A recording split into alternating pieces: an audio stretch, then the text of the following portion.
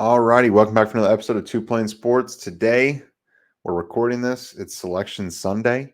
Some things have happened in college basketball involving the Oklahoma Sooners, and maybe not so great, unfortunately, for Oklahoma. But at the end of the day, the selections have been made, so we got some reactions to talk about that, talk about the conference tournament week, and really where the teams are going, just kind of some overall takeaways, and I have a little bit of a discussion on Oklahoma not being selected, and then talk about some other teams that went on a run like NC State and others. So, but before we do, be sure to like the video, subscribe to the channel, turn the notification bell on, follow us on Twitter, Instagram, Facebook, Apple, Spotify, and don't worry about TikTok because it seems like TikTok is no longer going to be available to us at some point. So, anyway, again, be sure to subscribe and like the video.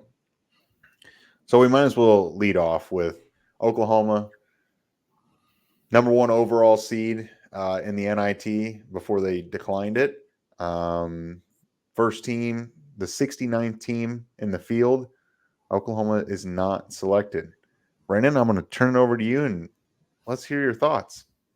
I mean, I think their resume was strong enough. I get it. It's a 68 team bracket. So at some point, you do it to yourself. I really look back to the Texas Tech game as one of the two key moments of the season that didn't go our way. You lose that Texas Tech game by 1 point, and I think in that game you missed 9 free throws. That's beating yourself. And then in the Houston game, that's the number 1 team in the country at the time when they came into the LNC.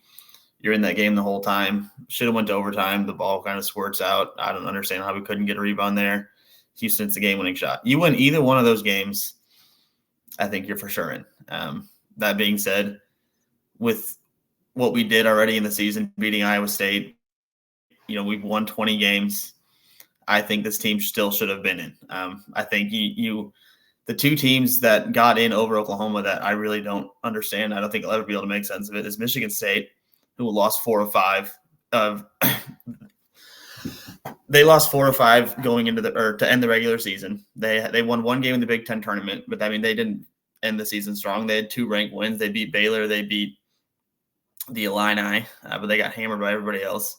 They lost to Iowa, who Oklahoma beat, and then Virginia, who didn't beat anybody all season. They had a worse net ranking. They had worse everything, and somehow they get in over Oklahoma too. So those 2 teams being in, Oklahoma not being in, I don't quite get that. I kind of feel like we got robbed. Because I haven't watched the season, and you guys we all know, anyone that's watched this podcast knows, my hopes for Oklahoma basketball from the moment the season started were not very high. I did think that they were good enough to at least make the tournament, so it was surprising that they weren't selected today. But a question for you, Brandon, and Brum, because you guys were way more passionate about this basketball team this season than I definitely was. Was Oklahoma Florida Stated today because of the injuries that they sustained to some pretty key players, especially with Suarez and McCollum not being able to play to end the season and to start the Big 12 tournament? I don't think so. I mean, I think Porter said after that loss to TCU in the first round of the Big 12 tournament that those guys would have been healthy and ready to go for a first-round matchup in the Big 12 tournament, and so would have John Hugley, who hadn't played in a long time during the season, which would have been big for Oklahoma too to get a quality big backup in there behind Godwin. So I don't think that happened. I think they just kind of got screwed. But I don't know. What do you think, Brum? I mean, at the end of the day, they went 2-12 against tournament teams, and when you do that, it generally. Then how does Michigan State? Why Michigan State over us? Because they have Tom Izzo? Yeah, might as well, right? No, that's fucking stupid. Like they're worse. They won less games. They beat nobody. I guess they won a Big Ten tournament game against Minnesota, who sucks ass too. Well, so why Michigan State, other than the fact that they have Tom Izzo? I mean, at the end of the day, why Virginia? I mean, you can dissect this either way. I mean, it's easy to say. I mean, the easiest thing you come back to is just don't go 2-12 against tournament teams. I mean, that's bad. I mean, they just didn't put it all together. I mean, Michigan State, I mean, looking back on their season as far as tournament wins, what did they Baylor, beat? They beat Illinois. Illinois and Baylor. Who else did they end up beating? Did they beat anyone else that's in the tournament? I'm taking a quick look. They beat No, they suck. Nebraska. Did they beat Nebraska? No, they didn't. I mean, at the end of the day, And they had a worse record. I understand, but if you win more than 2 games against tournament teams, and I mean, this team just played really well to start the season, and they were great, and then all of a sudden they just kind of lost their stride, and then the injuries happened, and it just really, I think a lot of it comes down to is the fact that Porter Moser, it was just the news cycle of the rumors of him going to DePaul. It felt like this team was just off. Like halfway through the year when the rumors started happening, it seemed like that was part of the derailment of the season as a whole. I think the guys were distracted. And I think, honestly, part of the reason why I'm not upset with Oklahoma not being selected is because it felt like this team was just not all like bought in because I I think there's trust issues, and I think they're just like, I'm getting out of here because Porter's getting out of here, and I really think that played a big factor in the way they played. And I know that the DePaul job was taken, it's filled. I get it, but I think that played a huge factor. I don't know. It is what it is. I mean, when you have to send a tweet out saying, to squash these rumors and everything else, and then Oklahoma as a whole, went through the whole Lincoln Riley deal, or I'm not taking the job and I'm not going to LSU, and then he leaves. After that experience, I felt like he was gone with Porter Moser just because of. I mean, honestly, I felt like something's off with the team. He's not really saying anything about it, and he's saying, I love OU. It felt like he was gone, and I think the team probably felt that way too. Well, what's missing on the team? I mean, it seems like this year. That's what I was gonna say. It seems like when I watched this team, it was constantly the center or the guys in the front court were getting just demolished. They had really no chance. They couldn't rebound very well. They got bullied when it came to trying to play defense on opposing bigs. I don't think Oklahoma would have made a run in the tournament this year because of that. Because McCollum was good enough, he probably could have helped you win that first round game along with Suarez, assuming they were both healthy. But the big man play was going to be an issue later on in the tournament, especially any team that makes a run has someone that can consistently rebound and be a presence in the middle, so that guys aren't just sloshing in there and getting easy layups, and Oklahoma just doesn't have that. At least that's what I saw. Maybe you saw something different, Brandon. I mean, I think outside of the big, I like what Sam Godwin gave you. He's not the greatest player in the world, but he's a guy who hustles. He hustles his ass off. He's always all over the loose balls, the 50-50 balls. He's giving you 110 every time, which it's I think as a fan you do appreciate that no matter what his production might be. But because of his style of play and doing stuff like that, he would be in constant foul trouble. And so having John Hugley out for a lot of the season, I think hurt too. But I think outside of the bigs, this team has to find a way to just score the ball consistently, because that is, I think, one of the biggest problems like during the entire season for OU basketball is like they would have games like against Houston where they score 85 points and they would shoot fantastic. They shot the lights out, and then they'd go into Ames, a team in Iowa State that they had beaten already in the season, and score 45 points on like 30% shooting or 25% shooting. And I don't know if that's a personnel problem or a coaching. I don't know exactly why that is the case for them, because I think they do have the guys there, but they've got to find a way to score the ball consistently and not just be so hit and miss with it. And part of the problem is the fact that it's every offseason they're having to rebuild. It's going to happen again. I mean, I think coaches are going to go take other jobs. The players are going to be gone. They decline the NIT, invitation, which, I mean, a lot of teams are. It's not like Oklahoma's the only one, but I mean, St. John's and others. You're going to see kids hit the portal. I mean, they're going to announce probably here relatively soon, and they're out. Yeah. And then it's this vicious cycle of they'll land one recruit here or there and then fill the roster through the portal for a year.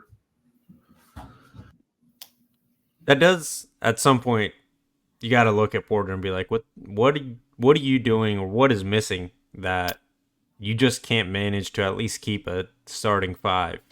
Like, if you have to replace your bench every year, it's not ideal, but it's basketball. Like, it is easier to kind of bring in a new group, but if you have to restart with a whole, another 10 guys and really just keeping 2 guys as, security blankets, then it's not going to work out, because that's just a whole, like, the chemistry's got to rebuild. And you see it in the NBA where, with the big 3 stuff, that was a trend there for a while. Guys just beginning of the season sucked, and then they'd kind of figured it out halfway through the season, but they play 82 games. College basketball players don't have that luxury. They got to figure it out quickly.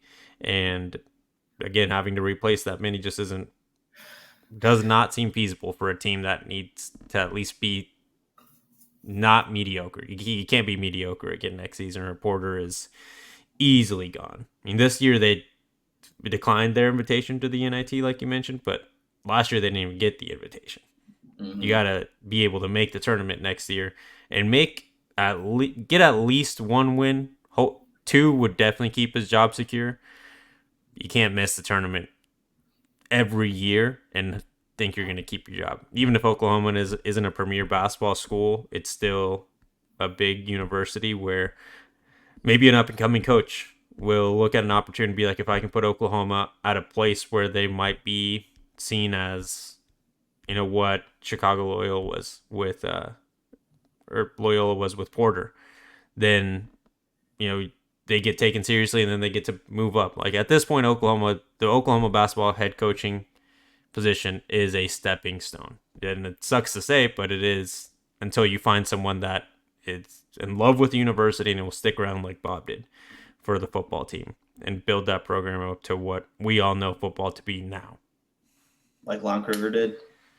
Yeah, but I mean, Lon, I don't know. I don't know what happened after Lon, but even at the end of Lon's tenure there, I mean, they were still good, and it was still fun to watch, but something happened where not everyone was as bought in as to like when the Buddy Hield years, where that team seemed to be like fully bought into what Lon was, working them through every day in and day out. And at the end of the day, part of it also is Porter's got his hands tied. OU needs to allocate a little bit more NIL to them as well. You kind of have your hands tied if you don't have the resources to compete head to head with the upper echelon of college basketball. I mean, I agree. It's just like football. I still don't think it's a Porter Moser issue. I don't know. I still like Porter. I'd like him to at least get a year in the SEC, but we'll see how the offseason unfolds. I don't think they'll fire him, but I don't know. Crazy shit happens. Yeah, I still like him. I think he's got his hands tied. If he can keep a good chunk, let's just say his starting 5. Well, Rivaldo Torres is gone. He's a senior. He was his last year of eligibility, and I think the same for Sam Godwin. So he's already down 2 starters off the jump. Well, what about Owe? He's not out of eligibility. No. Right? Owe return. McCollum. Gotta keep him. Gotta keep him. Then he brought in a couple freshmen, right? That were Caden Cooper is one of them. Pretty good. I'm not sure his first name's something Cooper. Real good, a really talented kid. Got a little bit of minutes in the TCU game, a little minutes in the earlier part of the season. He's a guy to watch. I think it's Caden. I mean, at the end of the day, it is what it is. And Oklahoma, man, 2 months ago, we were in the top 10, and here we are. It's kind of hard to even wrap your mind around it. That seems to be another trend with Porter Moser and these OU basketball teams. They always start the season really, really, really hot, and then they fall apart. Like, it'd be nice to kind of switch that trend, be kind of mediocre to average at the beginning, and then start playing your best basketball late January through March. But we'll see. I mean, they did start the season 13-0. So yeah, at some point it is on them. We're 12-0 and finished 8-12 or something. Yeah, it was like 8-12 that they finished because they're 20-12 now, I believe. So anyway, kind of talking about a few other March Madness things. I know you guys didn't watch, but NC State, the way they went out and won five games in 5 days. If you hadn't watched, they've got a forward by the name of DJ Burns. He is massive. He's like 275 pounds, almost 300 pounds. He is he looks like an offensive lineman.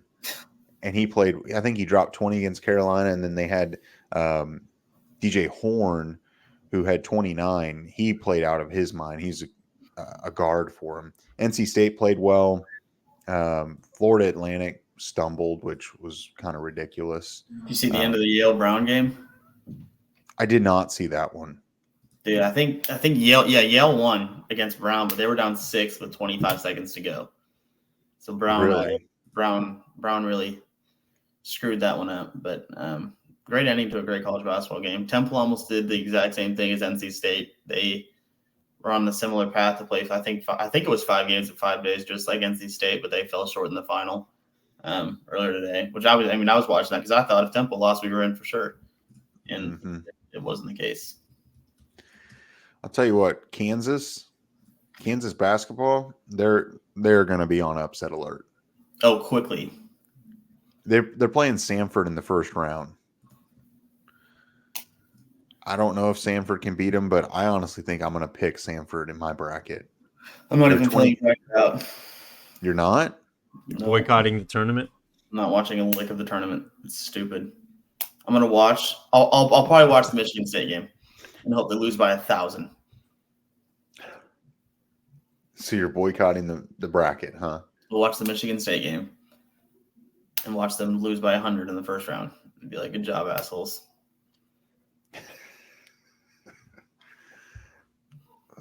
That sounds good. Jose, are you going to fill out a bracket? Probably not.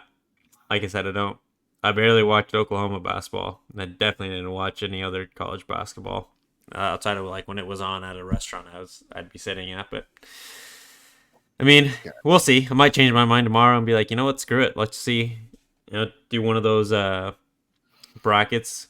See if you can somehow make it crazy run and win some money at the end. But not really.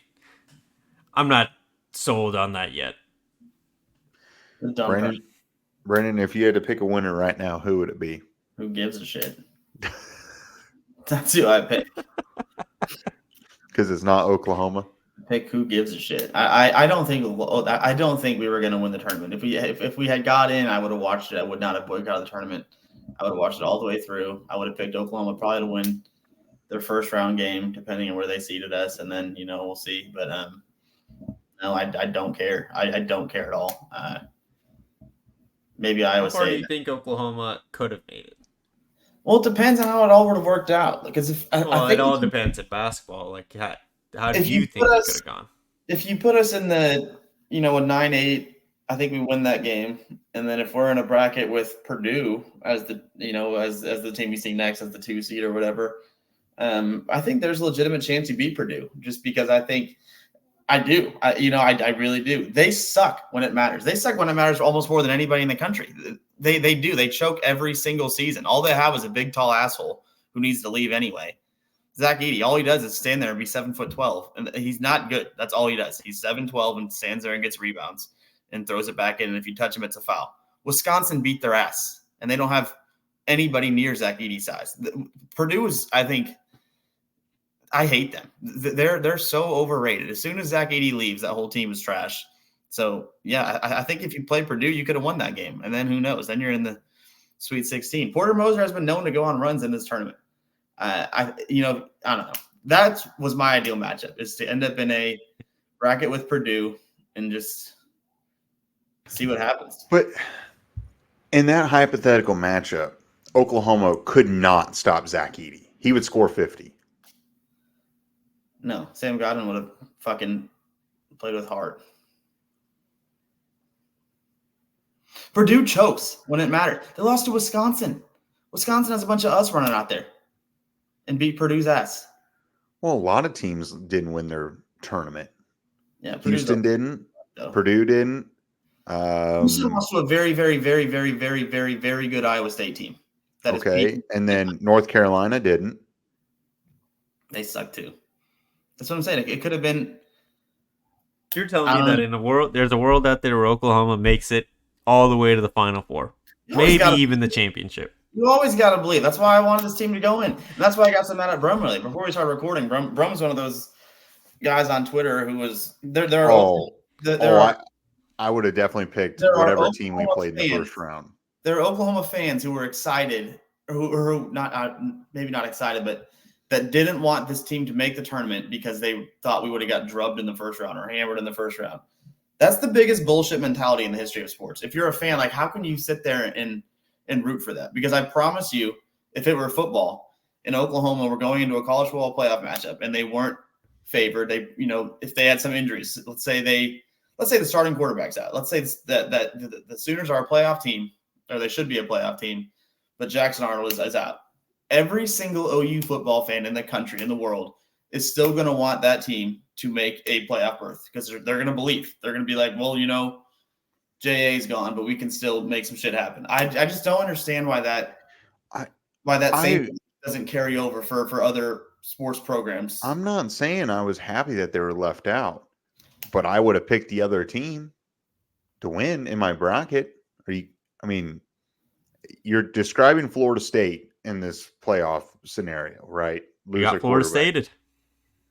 And then would you have honestly picked Oklahoma going in that matchup? And you're like, yeah, Oklahoma's going to win this one. Always. I pick the Sooners every time. We would have talked ourselves into picking Oklahoma, and then we would have been like, yeah, we probably shouldn't have after the game. Well, Davin Sawchuk's going to run for 200, and whatever, the defense is going to have 12 sacks. Like, we would have figured out a way in our heads to calculate an OU football win. And no matter the odds, we're going to pick Oklahoma football. That same belief and that same support doesn't carry over to other sports, and I don't get it. I don't get it. What's the point? Like, I don't understand why we only, as a collective fan base, why we dive so hard into football. And so do I. I'm a huge Sooner football fan. That's my favorite team in the entire world. I want OU football to win a championship more than I want any sports team that exists to win a championship. But at the same time, like, I don't understand why we can't believe in these other Sooner athletics programs. I believe in the softball team. Hey, brother. They are very good. Baseball's good right now. Like, it would have been. I think it's just basketball, don't you think? Because I get what you're saying, because I think to an extent it is true. We don't have to go down too far down this rabbit hole, but it is true to an extent where people buy in a lot more to football than they do to any other sport, even softball, and they've won a ton. I mean, they got a new they got a new field because they win so much. But baseball, I think, is getting better. I mean, they got all the way to the championship series a couple years back under Skip. They seem to be very competitive year in and year out. Hopefully they can find a way to make a run again this year. I think this team will make a run this year.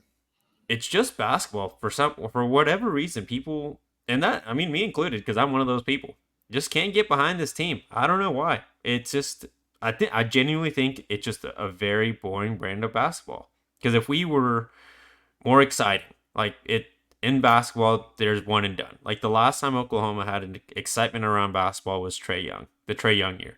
And I think he was overrated when he was in college, because he is an extreme talent. I mean, we're seeing it now in the NBA. One of the better point guards in the NBA, can score the ball. In college, can score the ball whenever he wanted. And that's exactly what he did, and just decided to not pass the ball sometimes, that was my frustration with him. If he decided to pass the ball more, he loved passing the ball in the first half. And he would sometimes go into the halftime with 10 assists or almost 10 assists, and I'm thinking if he just keeps this up, he'll get his buckets when he needs it. Oklahoma's gonna win. Then he just turn around and be like, nah, screw the other 4 guys on the court. I'm tucking it from half court and it's gonna go in. And it was fun to watch, but you're not gonna win basketball games like that. That's the last time it was exciting though. Like there's nothing exciting about Porter Moser basketball. It's fundamentally right, but it's not fun to watch. It can be frustrating sometimes. But I don't know. I don't know. I wish the team would have got in. And then I wouldn't have had to boycott March Madness. I would have had a good time. You heard it here first. If Oklahoma would have been in the tournament, Brandon would have had them in the Final Four. I don't know. I really think if you play Purdue, you can win that game. And then who knows? You're in the Sweet 16 there. Crazy shit happens. Purdue sucks. I guarantee you. We'll make a bet right now on this show. I guarantee you Purdue loses in the first or second round. They will not make the Sweet 16. You know what? You're probably right on that, because Zach Edey does seem to be an extremely overrated player. Outside of his size, he's if he was actually good, he'd be in the NBA. And it works for him now. Whatever. It works for him now because he's like the most efficient college basketball player ever. That would be like us going to play against, fifth graders. He is the most efficient. Huh? How tall are you? Like 6 foot. You're 6 foot, right? Yeah. So if you went and played in the fifth grade league, you're playing against 5'4" guys, 5'3" guys. You're going to look just as big as Zach Edey. And you're going to put up numbers. Right? At the end of the day, he's playing against guys that are 3 or 4 inches shorter than him. 5. There's plenty of guys that are 6'10", 6'11". Isn't Sam Godwin like 6'10"? Yeah, 6'9", 6'10". It's not that big of a difference. Edey is. He sucks. He's one. If you look into it, he's like the most efficient. He's a good college basketball player. This is probably his peak of his basketball career. Yeah, it's a pretty good peak.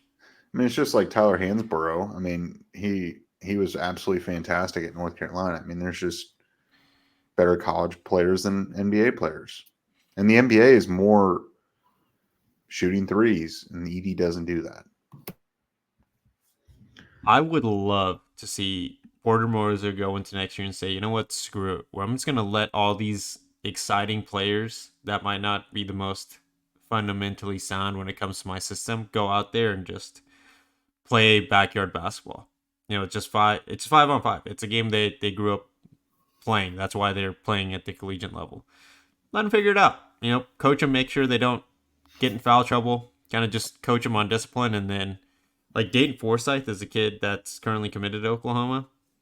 And over the last couple of months, I've seen him start getting a lot of attention from OU fans in general. Definitely OU basketball fans. I don't know much about the kid, but apparently he's really talented. One of the better Oklahoma basketball prospects ever, and just to come out of the state. Why not just give him some run? Give him 15 minutes every game. See if he can figure it out. And if he does, 15 games through the season, let him, give him a little bit more runway. See what he can build. It is just Porter, like other successful basketball programs that win the tournament, wants to have senior guys that know his system. And that's just not fun to watch, in my opinion. I'd much rather go watch like a Duke game, which is usually going to be 18, 19-year-old kids, freshmen, sophomores, that have NBA aspirations. There's not really anyone on the Oklahoma basketball team that you look at and be like, oh yeah, that guy's going to be in the NBA and I'm going to get to watch him on the Thunder or whoever your favorite NBA team is. At the end of the day, if Oklahoma was gaining a lot of traction when they were in the top 10, if you win, no matter what, Oklahoma fans will show up. But if you don't win, it's true. Winning fixes all. But that's all I've got. At the end of the day, see the future of that program, because I think Porter's going to know now.